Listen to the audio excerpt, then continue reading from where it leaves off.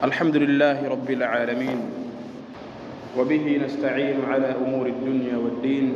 أشهد أن لا إله إلا الله وحده لا شريك له،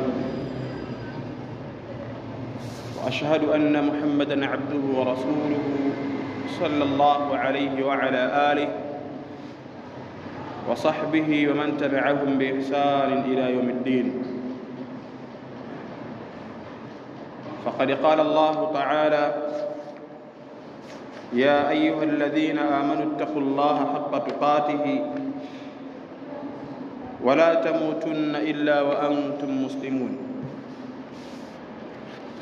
يا أيها الناس اتقوا ربكم الذي خلقكم من نفس واحدة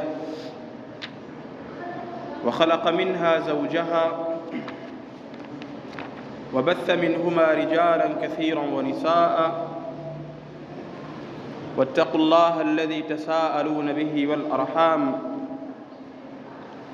إن الله كان عليكم رقيبا. يا أيها الذين آمنوا اتقوا الله وقولوا قولا سديدا يصلح لكم أعمالكم ويغفر لكم ذنوبكم،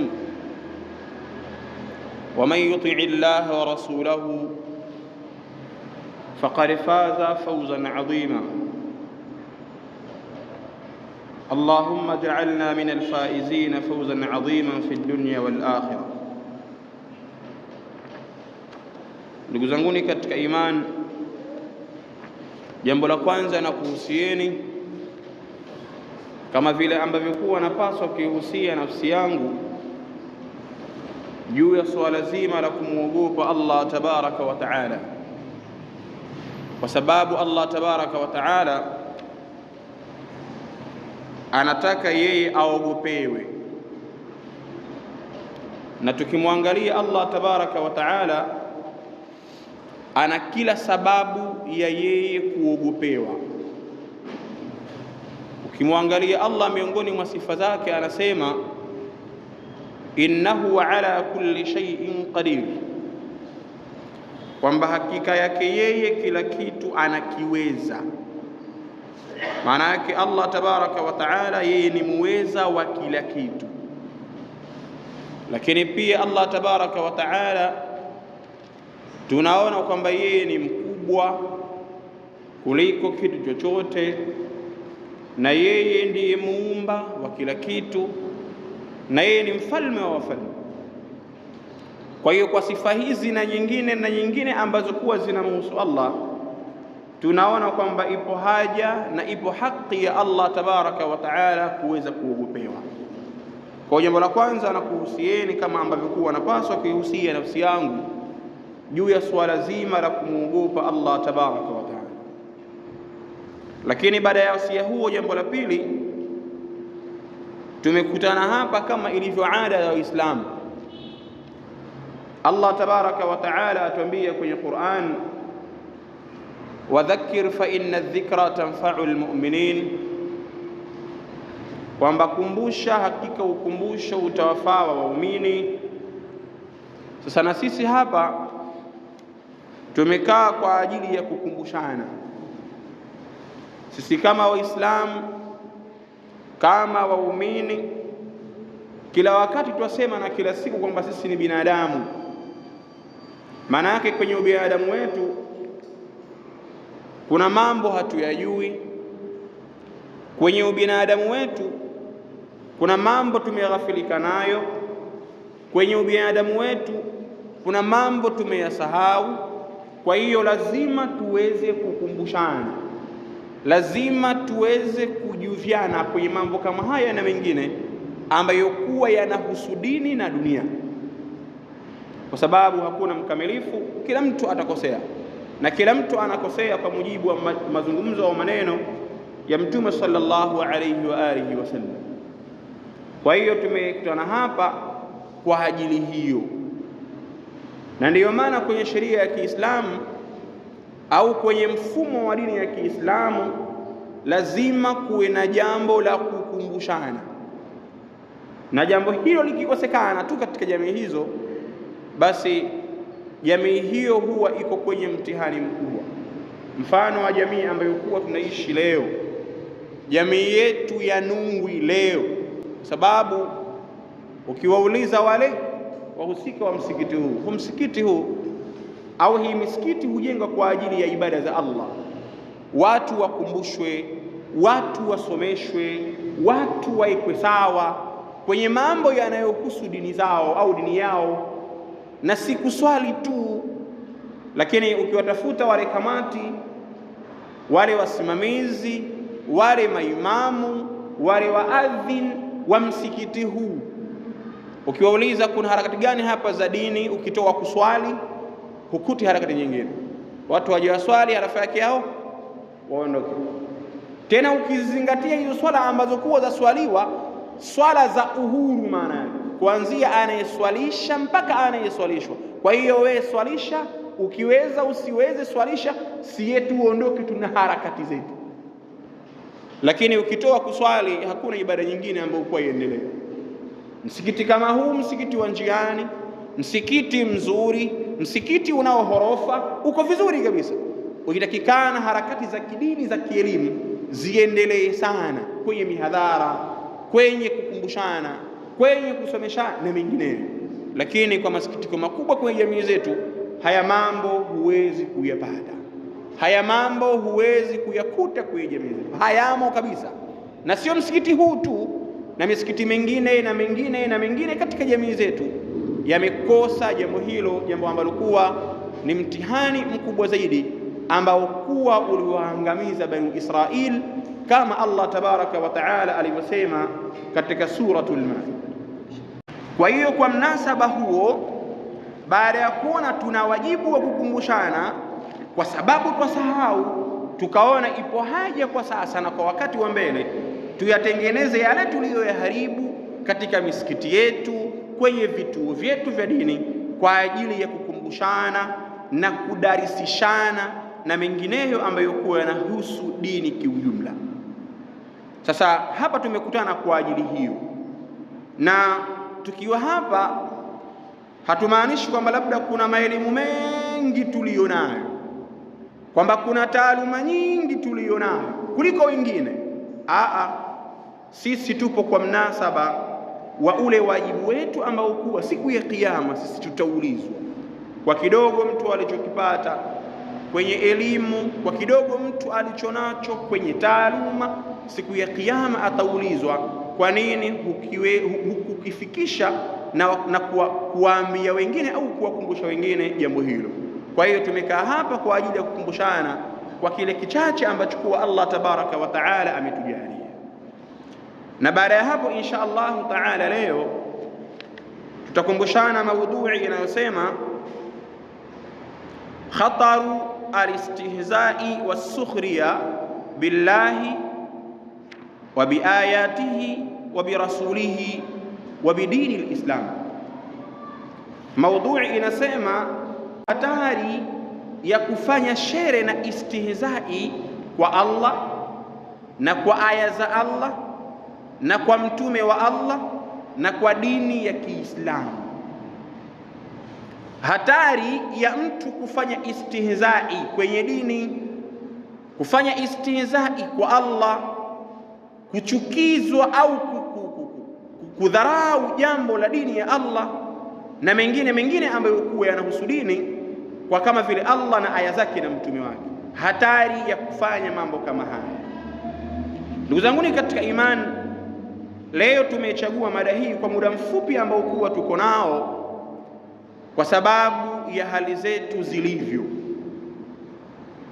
Allah tabaraka wa taala sisi ametuumba kwenye dini au kwenye dunia hii, na baada ya kushakutuumba Allah akatuleta kwenye dunia, akawa kuna malengo maalumu ametuumbia kwayo, malengo ambayo kuwa mashekhe zetu, walimu wetu hutusemea kila wakati aya kwamba malengo yenu nyinyi mlioumbiwa ni malengo fulani na sio malengo mengine isipokuwa ni malengo ya kuwa tumuabudie Allah.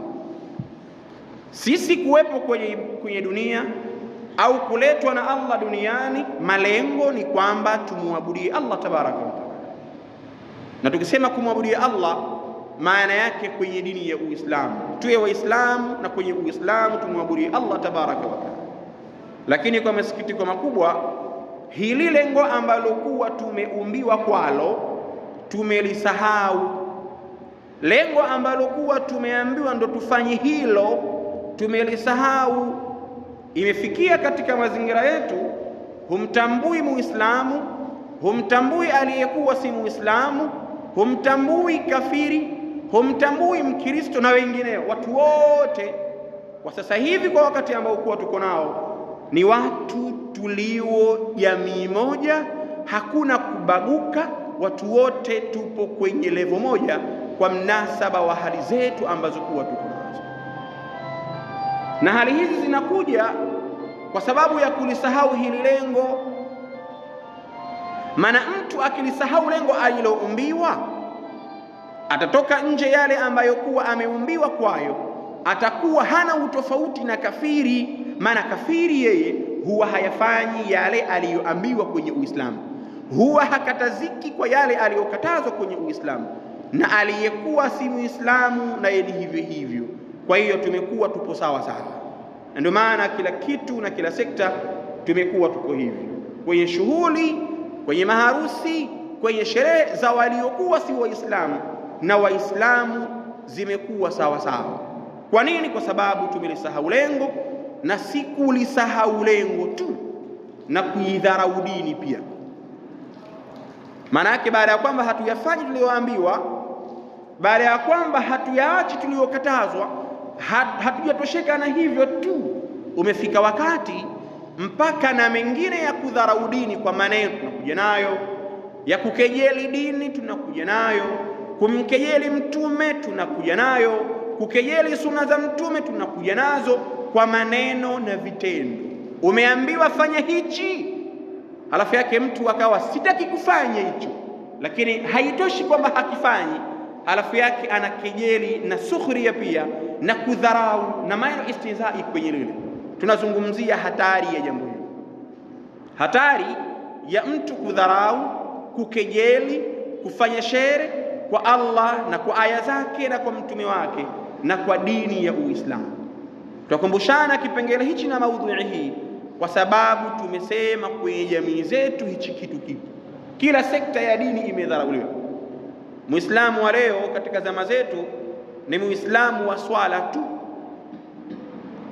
Tumesema binadamu ameumbwa kwa lengo la kuwa aabudie yeye, afanye ibada, maana yake wakati mkubwa awe kwenye ibada. Lakini tukiangalia mimi na wewe kwa leo tu, kuanzia asubuhi mpaka sasa hivi, ni wakati gani ambao kuwa tumeutumia kwa ibada na ni wakati gani ambao kuwa tulikuwa nje ya ibada? Tutagundua wakati mkubwa zaidi tulikuwa tuko nje ya ibada. Hili linakuja kwa sababu ya kusahau malengo yetu na kudharau dini ya Kiislamu. Kuna mengi ambayo kuwa tumeambiwa, kuna mengi ambayo kuwa tumeamrishwa, lakini imefika wakati kwa kuidharau dini, imefika wakati kwa kukijali dini na tukakusahau yale ambayo kuwa tumeumbiwa kwayo, basi sote tumekuwa tupo kwenye mazingira ya kawaida, na mazingira yashakuwa si ya Kiislamu tena, mpaka ishakuwa kwenye mazingira vile ndivyo vya Kiislamu ndo imekuwa sivyo, na vile sivyo vilivyokuwa sivyo vya Kiislamu navyo vimekuwa sivyo, vimekuwa ndo ndivyo. Sasa katika mazingira yetu tunadharau sana dini sisi, kwenye mazingira yetu tunafanya istihzai sana sisi. Jambo hili lina hatari kubwa mno, na miongoni mwa hatari zake, kwa sababu jambo hili linakuwa lina hatari kuu tatu, tutaziona huko mwisho insha Allahu taala. Lakini hizi tabia za kudharau, za kuyakejeli haya mambo, ni tabia zilizoenea kwenye mazingira yetu, ni tabia ambazo kuwa zipo kwenye mazingira yetu. Yapo mifano mengi sana. Allah tabaraka wa taala ametutaka sisi kwa mnasaba wa sheria ya Kiislamu chini ya muongozo wa Mtume sallallahu alaihi wasallam, baada ya kwamba sisi Waislamu, Uislamu wetu hautakuwa Uislamu sahihi mpaka Muislamu yule awe ana elimu. Hakuna Muislamu mjinga, hakuna.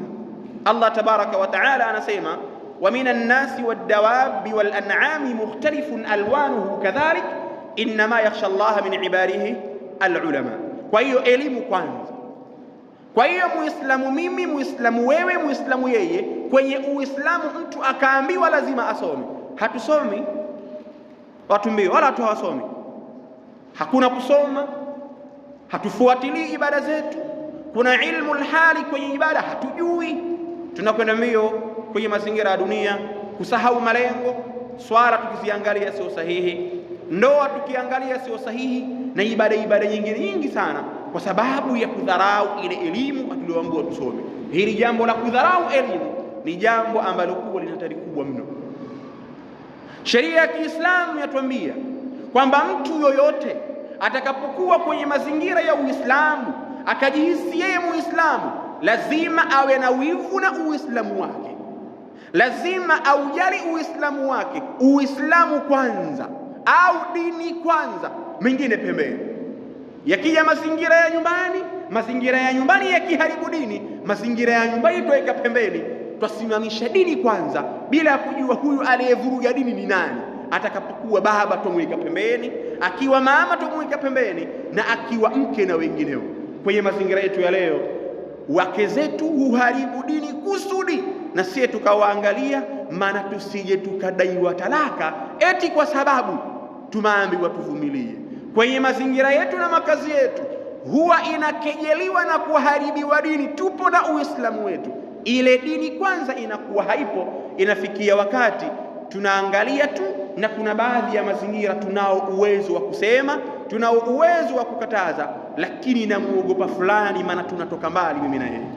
Huo mfumo wa kudharau dini tukaangalia, mfumo wa kukejeliwa dini tukaangalia, na sisi tunaingia kwenye mfumo huo, alafu yake hatari yake ni kubwa, kama ambavyo kuwa tutaona huko mbele. Ndugu zangu katika imani, jambo la kudharauliwa dini na kufanyiwa sukhuri ya dini, kukejeliwa dini, kufanyiwa dharau dini, jambo hili ndio limeenea kwenye mazingira yetu, hasa kwa Waislamu wenyewe.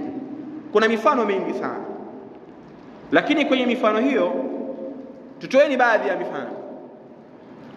Katika mazingira yetu kuna watu wengi mno, na kuna watu wa madhehebu mbalimbali, kuna watu wa makundi mbalimbali, lakini katika kuna kundi moja ile, wao wana itikadi ya kukata nguo, kwamba nguo zikatwe.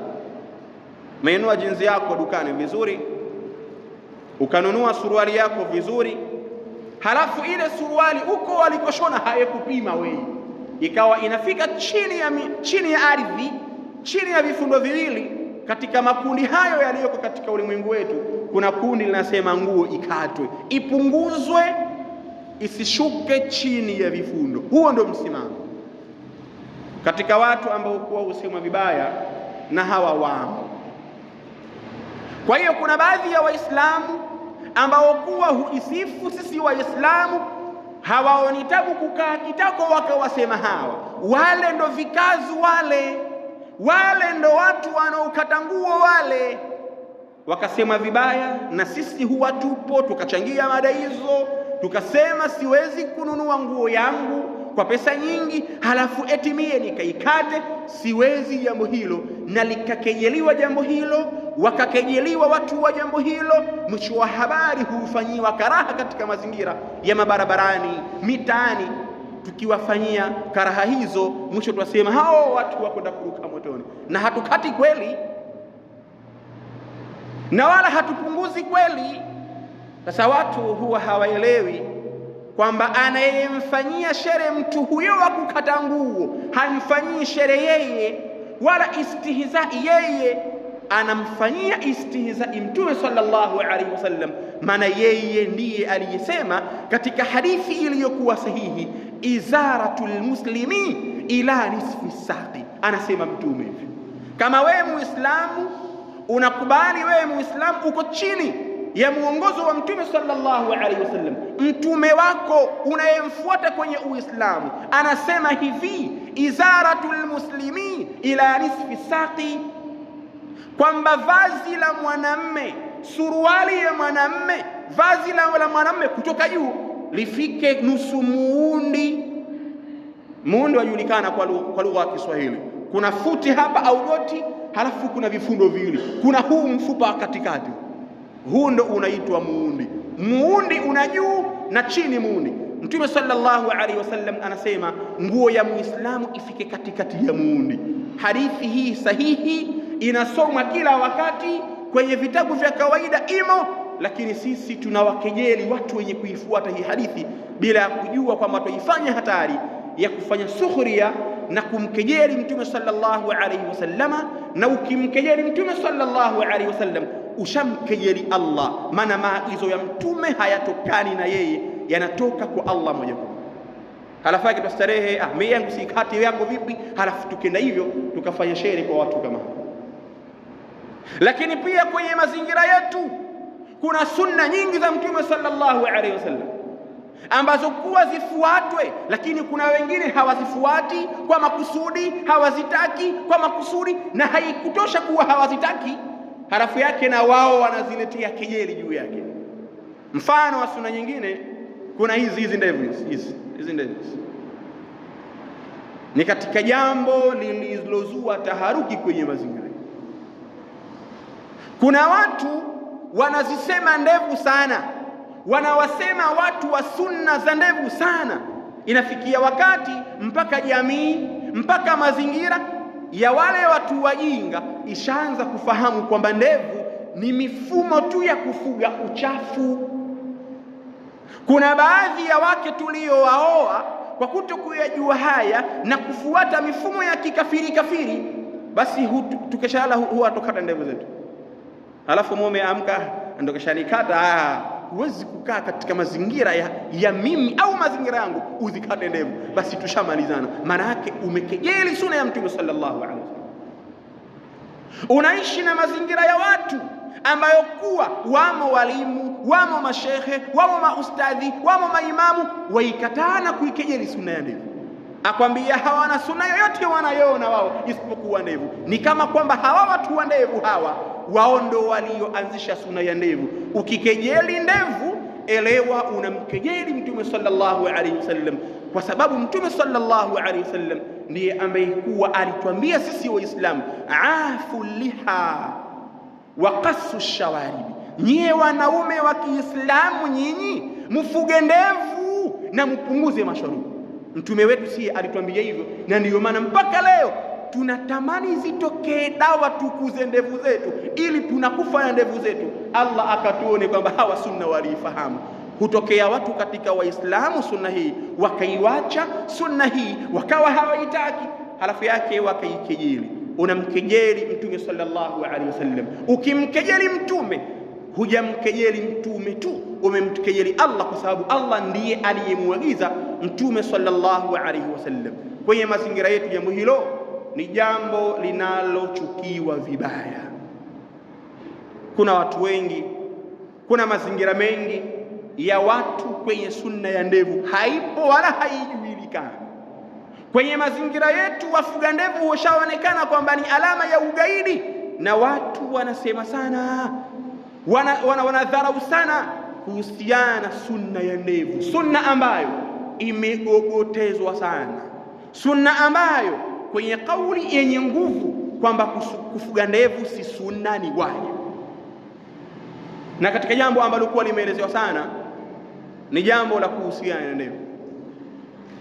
Nakumbuka kuna mwanachuoni anaitwa Wahid bin Abd Salam, kwenye kitabu chake cha Al-Kalimatu Nafi'a fi Akhta'i Shai'a aliyaongea maneno makali kuhusiana na Waislamu wenye kunyoa ndevu. Mtu kapewa ndevu akanyoa, ikafika wakati akasema pia ni miongoni mwa makosa ya khatibu. Khatibu ni kosa yeye kuwa kapara kidevu. Kuna wengine wakasema haitafawa pia kwa mtu anayepara kidevu kupita mbele akaswalisha. Zipo kauli zinasema hivyo, na wengine wakayaongea maneno makali kuhusiana na ndevu hizo. Nakumbuka kuna mmoja shekhe anaitwa al-Imamu Ibn Abd al-Barri anasema yuhramu halqul lihya, ni haramu kuzinyoa ndevu hizi ndevu. Halafu akasema wala yafaluhu illa almukhannithuna min arrijal, na hakuna atakayezinyoa ndevu, hanyoi ndevu isipokuwa wale katika makhanithi kwenye wanaume ndio wanaonyoa. kauli ngumu tunanukuu, tuseme tunatukana. Sasa ikibidi kwamba pasemwe kuhusu ndevu, wengesemwe hawa wanaonyoa ndevu kwanza, maana wanafanya hatari iliyokuwa kubwa. Kuna baadhi ya mashekhe wakasema hawa wao wakishanyoa ndevu wakaonekana videvu vyao virambwe, maana kama watu wake sunna ya ndevu, lakini watu ukawa wakisema sunna ya ndevu. Lakini jambo hili ni jambo lenye kuleta matatizo na asuhuria katika mambo mengi. Tunadharau, tunakejeli.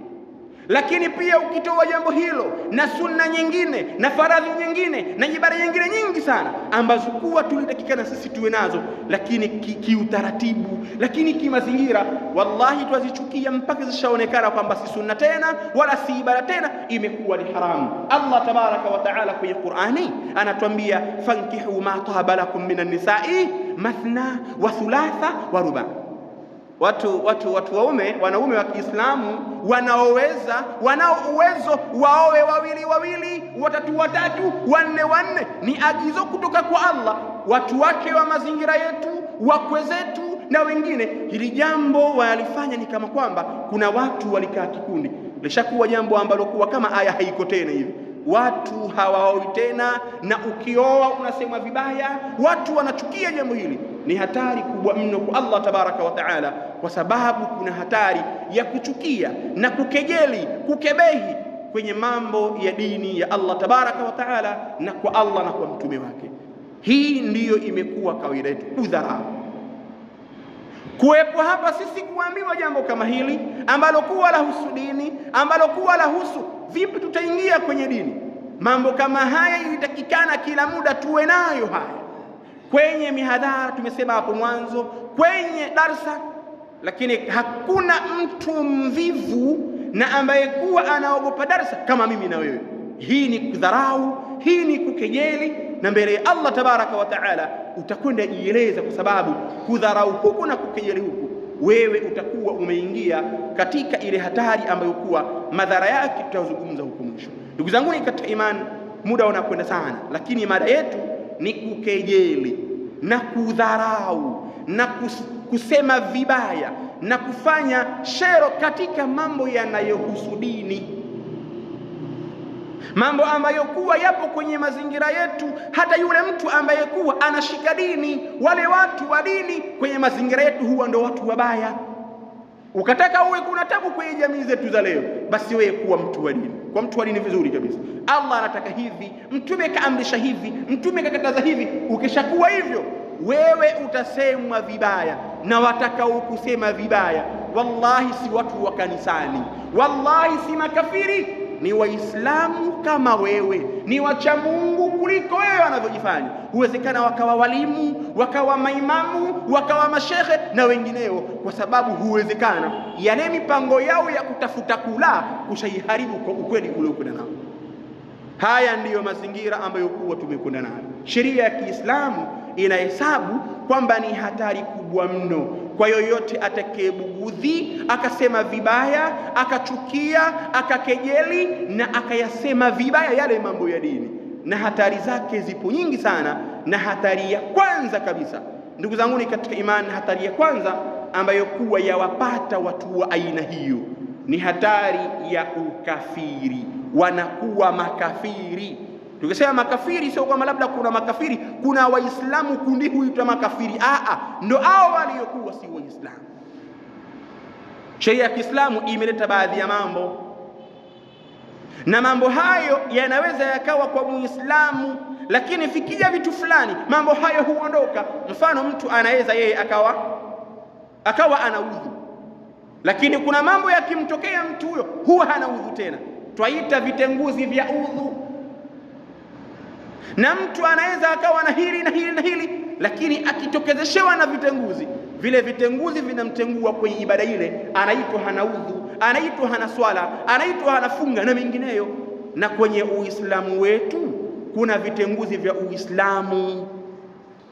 Mtu akiwa Muislamu akivifanya vitenguzi hivyo, kimojawapo katika hivyo, huyo huwa si Muislamu, na aliyekuwa si Muislamu kafiri.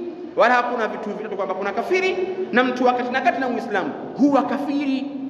Sasa miongoni mwa hivyo vitu hivyo vinavyomfanya mtu awe kafiri ni kufanya shere na kudharau na kusema vibaya na kukejeli na kubugudhi mambo ya dini ya Kiislamu. Huyu atakayekejeli, huyu atakayesema vibaya, japo kwamba yeye akawa lakini mimi huswali ati huyo kafiri, lakini mbona mimi nikali vile vile sinuki harufu ya ukafiri, huyu katakuwa kafiri. Na ndio maana siku ya kiyama kutakuwa kuna maajabu makubwa sana. Kuna watu watafanya mambo mengi, amali nyingi, matendo mengi, lakini wakifika mbele ya Allah waambiwa hamna kitu. Wewe si katika Waislamu, si katika waliofanya. Kumbe kuna baadhi ya vitenguzi vya Uislamu vilimtokezeshea mtu huyu, vikawakuta watu hawa, halafu wakawa si Waislamu tena, wakawa hawajui au wanajijua, wakachukulia poa jambo hilo. Kwa hiyo ndugu zangu katika imani, jambo la kukejeli dini, jambo la kuidharau dini kwa mihimili yake yote, kwa Allah, kwa aya zake, kwa dini yake, kwa mtume wake, haya mambo ni hatari, na hatari yake moja ni mtu kuwa kafiri. Mtu anakuwa sio Muislamu tena. Na ndiyo maana Sheikh Muhammad bin Abdul Wahhabi kwenye vile vitenguzi 10 vya Uislamu akasema miongoni mwa hivyo, man abghadha shay'an mimma jaa bihi Rasulullah sallallahu alayhi wasallam walau amila bihi, mtu atakapokibugudhi kitu miongoni mwa vitu alivyokuja navyo mtume amekuja akasema izaratul muslimi ila nisfi saqi, wewe ukakejeli. Mtume kasema afu liha wa qasu shawaribi, wewe ukakejeli. Mtume sallallahu alaihi wasallam kasema fankihu ma taba lakum minan nisa'i mathna, amesema Allah tabaraka wa taala mathna wa thulatha wa ruba', halafu wewe ukakejeli. Basi wewe ushaingia katika jambo hili, umebugudhi na ushakuwa kafiri. Tena shekhe mwisho akamalizia walau amila bihi, japo kwamba mtu hilo jambo halafu akalifanya. Tumesema Mtume sallallahu alaihi wasallam amekataza, sheria ya Kiislamu imekataza mambo mengi sana. Litakapokuja katazo la kitu kwenye Uislamu halafu yake ukalikejeli, ukalidharau, ukaona kama umeonewa jambo lile, basi elewa kwamba wewe ushakuwa kafiri. Mtu huyo kawa kafiri japo kwamba baada ya kukejeli lile jambo halafu akalitekeleza au akalifanya, huyo amekejeli na amekuwa kafiri. Kwa hiyo jambo hili tueleweni, na kwenye sheria ya Kiislamu hakuna mifumo kwamba mimi nilikuwa nasema hivi tu sijakusudia. Mtu amekuwa kafiri moja. Katika zama za Mtume sallallahu alaihi wasallam kulitokea vita vya Tabuk. Hivi vita vilikuwa vigumu mno, hivi vita vilikuwa vigumu mpaka baadhi ya maswahaba wakakataa kwenda kwenye vita hivi. Ilikuwa ni vita vya wakati wa jua kali, vita ambavyo kuwa Mtume sallallahu alaihi wasallam hakukaa kimya. Mtume sallallahu alaihi wasallam alipanga jeshi kwa muda mrefu sana, lakini kwa ugumu wa vita vile kuna baadhi ya maswahaba wakakimbia, kuna baadhi ya maswahaba hawakuenda, na kuna baadhi ya watu katika wanafiki wakawa wanasema vibaya kwa Mtume sallallahu alaihi wasallam, wakawa wanamsema vibaya mtume wa Allah, wanawasema vibaya maswahaba na dini kwa ujumla. Na miongoni mwa maneno yao walikuwa wanasema, kwa nini vita hivi tusivihairishe? Kwa nini vita hivi sisi tuende? Lakini Mtume sallallahu alaihi wasallam asisitiza, ujumbe umetoka wa Uislamu, lazima watu waende kwenye vita vya Tabuk. Vita vilikuwa kwenye joto kali, vita vilikuwa kwenye shida kali, ilikuwa ni wakati wa jua kali, lakini wale baadhi yao maswahaba wakikaa pembeni walikuwa humsema mtume. Yule mtume na yeye ataka twende vita kama hivi, wanamsema maneno mabaya. Mwisho wa habari wakawa wanasema, hatujamuona mtu sisi mwenye tamaa ya mali na mwenye njaa na mtu ambaye kuwa ana tamaa ya kula kama Mtume sallallahu alaihi wasallam. Maana walikuwa wanamsema hivi, maana walihisi ni kama lengo la mtume wakapigane vita wabie makafiri halafu wazichukue zile mali. Walimwona ni kama mtume ana haja ya zile mali. Wakawa pia wanasema huyu mtume atuambie tuende kwenye vita tu, lakini hatujamuona mtu muongo sisi mwenye kusema uongo kama mtume sallallahu alaihi wasallam.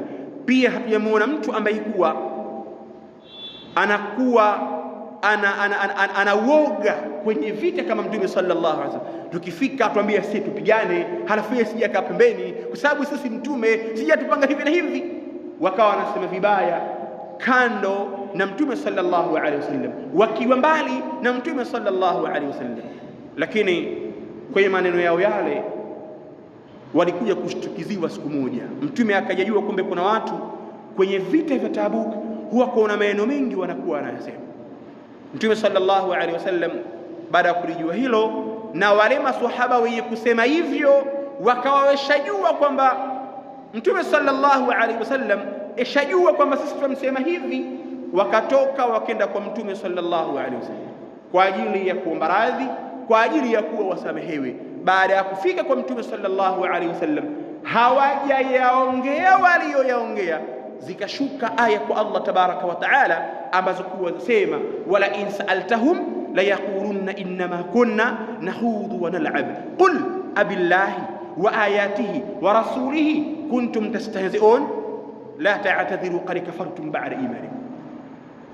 Mtume sallallahu alaihi wasallam akashushiwa hizo aya, akaambia utakapowauliza hao waliokuja wakakuomba radhi kwenye kukusema wewe mtume wa Allah, kwenye kusema vibaya ujumbe kutoka kwa Allah kuhusu vita, la yaqulunna innama kunna nakhudhu wa nal'ab, watakwambia Muhammad, ya sisi tulikuwa tunacheza tu, tunafanya shere tu, tulikuwa tunafanya utani tu. Ndiyo tumezungumza kwamba wewe unapenda kula, unapenda ngawira, unapenda mali na wewe muongo, tumezungumza.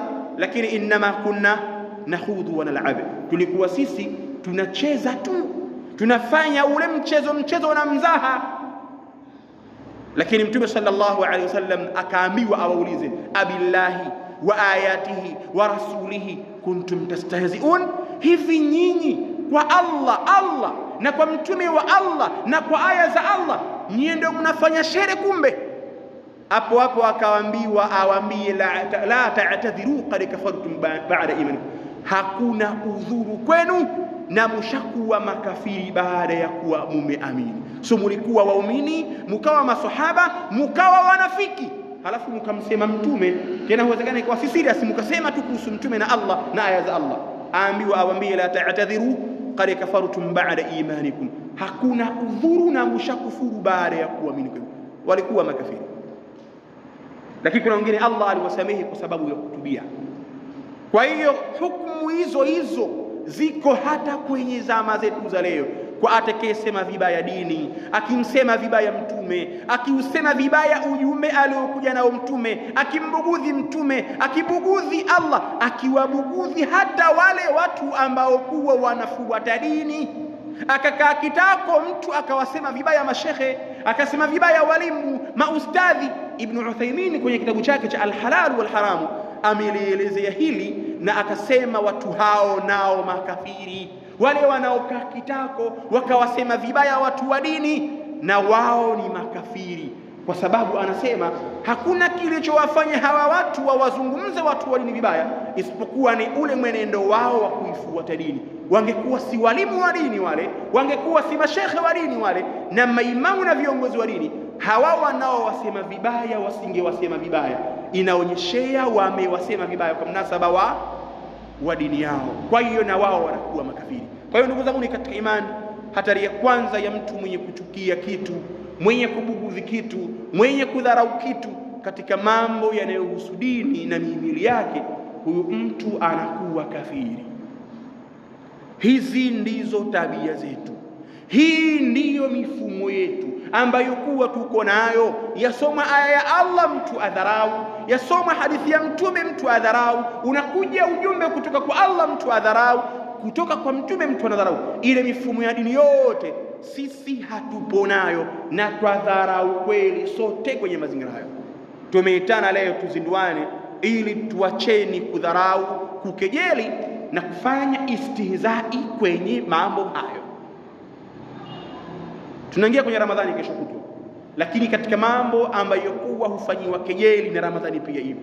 Mtu anaweza akawa kafunga halafu yake akafanya utani na istihzai kwenye funga hiyo, mambo ambayo kuwa kwenye dini hatakikani. Tumekuja kuzinduana dini kwanza kuliko jambo lolote. Tukiona popote dini inashushwa, dini inadharauliwa, lazima tuienue dini, kwa sababu sisi ndio kumnusuru Allah tabaraka wa taala. Lazima dini inusuriwe. Vipi itanusuriwa? Lazima tujiokoe kwenye watu wanaodharau dini, wanaosema vibaya dini, kuanzia kwa Allah, kwa aya za Allah na kwa mtume wa Allah na dini ya Kiislamu kiujumla. Lakini pia tuweni tayari kuwa watu wa Uislamu rasmi, na tusiwe watu wa Uislamu kwa majina. Mtu Muislamu lakini yeye ndio mpingaji mkubwa. Imekuja amri, yeye akawa haitaki, haifanyi kwa sababu ya watu fulani, kwa sababu ya kutafuta radhi za watu fulani. Tukiwa na mfumo huu, ndugu zangu katika imani, wallahi hatari yake ni kubwa, na miongoni mwa hatari zake ni mtu anakuwa kafiri moja kwa moja. Ibn Uthaymeen anasema huyu atamke shahada kwa mwanzo kwa sababu amekuwa kafiri kwenye kudharau mifumo hiyo. Kuna namna nyingi ya kudharau na kusema vibaya dini, ziko namna nyingi, kama vile mtu kupuuza mifumo ambayo kuwa yanahusu dini kama ambavyo kwa kufanya, lakini muhimu kuweza kujikiribisha.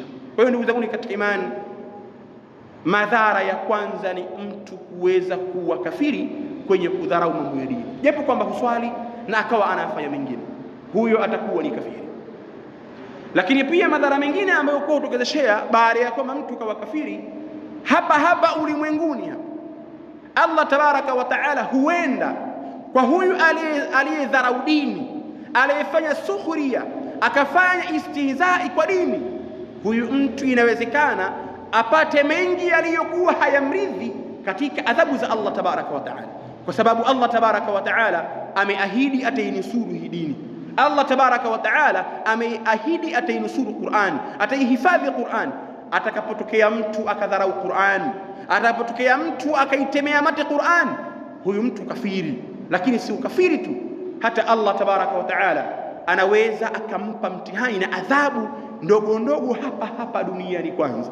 Kuna wengi ambao kwa tuwashuhudia katia mkojo msafu, kafanya hivi kuhusu jambo la dini, akadharau jambo fulani la dini, halafu yake dharau zile zikampata mambo yake au maovu yake, na adhabu zikampata hapa duniani. Wengi ambao kwa tuwaona hivyo. Lakini tuangalie ni mfano wa hilo hapa kwenye ulimwengu huko nyuma. Kwenye zama za nyuma, kwenye mwaka wa 656, kuna kisa ambacho kuwa si maarufu sana kwenye mazingira yetu, lakini kisa hichi kinahusu hasara na hatari ya mtu kudharau dini, kuisema vibaya dini, kuwa na istihzai kwenye dini. Kisa ambacho kuwa amekisimulia al-Imamu Ibn Kathir, amekisimulia kwenye kitabu chake cha Al-Bidayah wa Nihaya kwenye mjeledi wa 12 kama sijakosea, kwenye ukurasa wa 312. Hichi kisa amekisimulia Ibn Kathir, ndani yake kina mazingatio kwa wale wenye kufanya sukhuria na dini. Anasema kwa kukinukuu kisa hicho, anasema wahaka Ibn Khillidan, au anasema wahaka Ibn Khallikani fima nuqila min khatt al-Shaykh Qutbi ad-Din al-Yunini. Anasema na kimepokelewa kisa au pamesimuliwa au amesimulia Ibn Khallikani kwa yale ambayo kuwa amenukuu kutoka kwa Sheikh Qutbuddin al-Yunini. Kuna kisa kimesimuliwa, anasema qala, kasema balaghna anna rajula, ili tufikia sisi kwamba kulikuwa kuna kijana yudaa Aba Salama. Huyo kijana alikuwa anaitwa Aba Salama. Anasema min nahiyati Basra, huyu alikuwa atokea Basra, alikokuwa anaishi ni Basra. Anasema kana fihi majunun, huyu Aba Salama huyu alikuwa yeye ana majunun. Majunun ni mambo ya kukejeli, mambo ya kudharau, mambo ya kufanya sukri. Yani yeye kudharau kitu haoni tabu. Ukimpelekea kitu, ukimwambia kitu, yeye kudharau haoni tabu.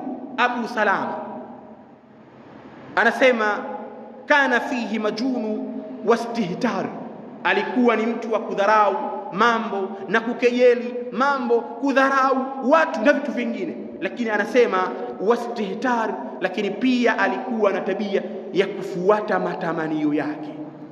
Kwa hiyo yeye alivyo, ukimwambia kitu kudharau, kukejeli, kufanyia shere, hao ni tabu huyo.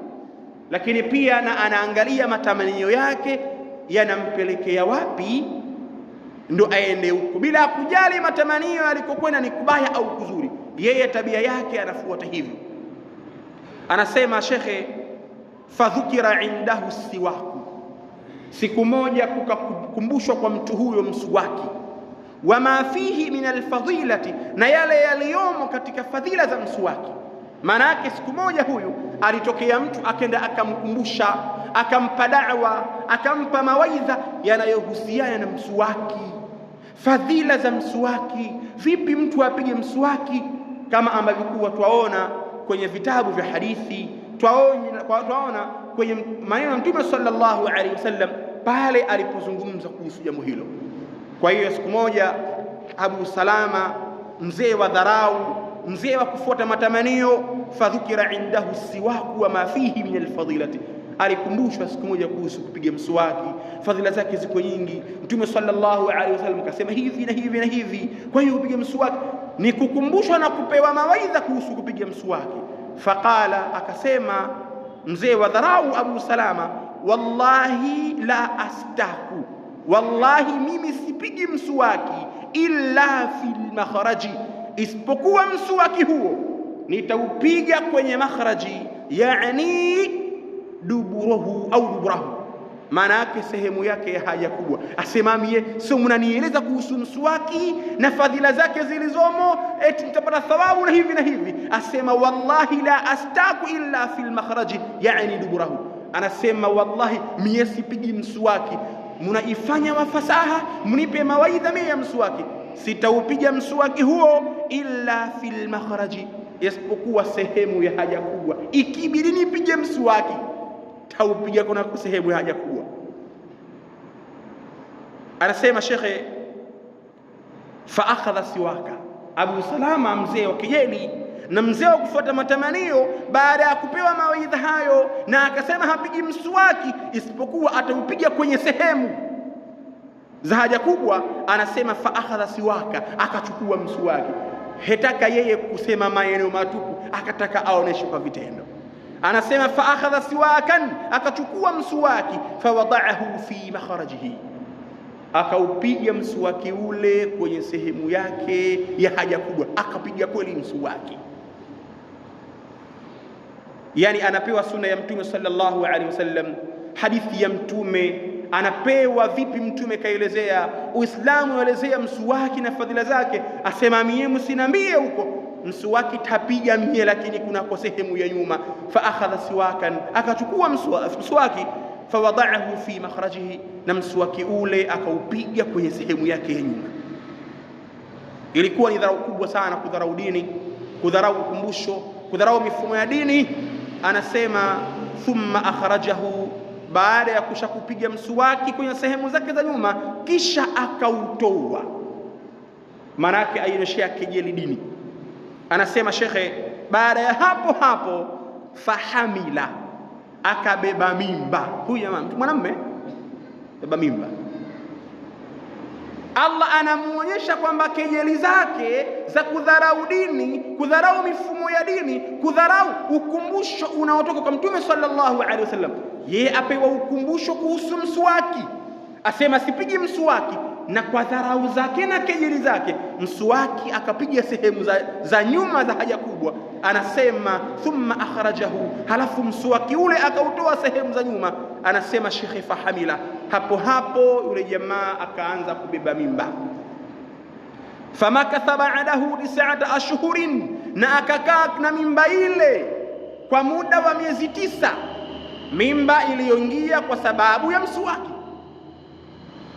Anasema famakatha, na baada ya kubeba ujauzito, na akakaa baadahu, baada ya mimba ile 9 ashhurin, kwa muda wa miezi 9, akawa anaugua maumivu Wanasema wanawachuoni alikuwa tokea siku hiyo alipobeba ujauzito na kuutoa mswaki, maumivu hayakukata mpaka miezi 9.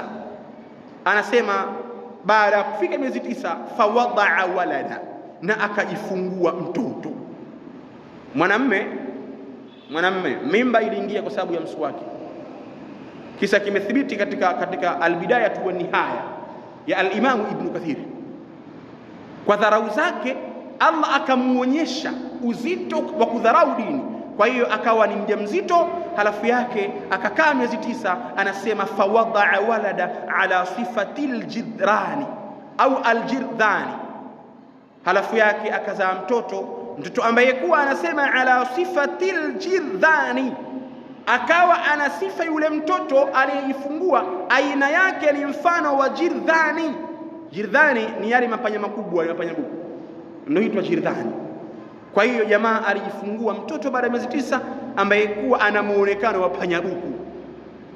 Anasema lahu 4 qawaib, mtoto yule aliyekuwa kama panya buku alikuwa ana miguu 4, wa ra'suhu ka ra'si samaka, na kichwa chake kilikuwa ni kama kichwa cha samaki, walahu duburu kaduburi al-arnabi, na alikuwa ana duburi kama la sungura. Kisha zaa jamaa mtoto, kisha zaa kwa sababu ya mswaki aliyodharau.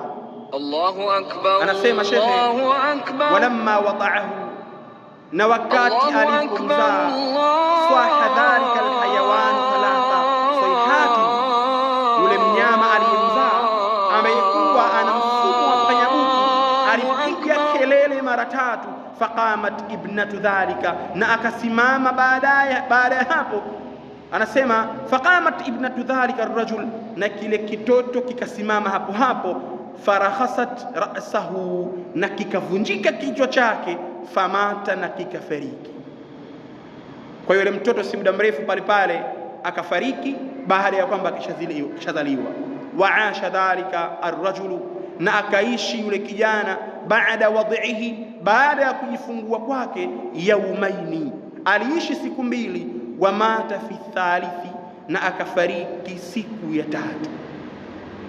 Halafu anasema wakana yaqulu hadha alhayawan, wakana yaqulu, na alikuwa anasema yule kijana, hadha alhayawan qatalani, huyu mnyama niliyejifungua ndiye aliyeniua. Wa qata'a am'ai, na alikuwa tumboni anakatakata chango zangu. Kwa hiyo baada ya kumaliza kukata chango zangu ndio akatoka kwa kujifungua, alafu yake akafariki moja kwa moja. Haya yote yalikuja kwa sababu ya kudharau na kufanya sukhria na kufanya istihzai kwenye mifumo ya dini. Kwa hiyo huwezekana mwingine akamjia akafanya hivyo, halafu yake akayapata makubwa kuliko haya. Kwa hiyo jambo la pili ambalo kwa linakuja, madhara ya pili ya kufanya shari kwenye dini ni mtu kupata mambo yaliyokuwa mabaya.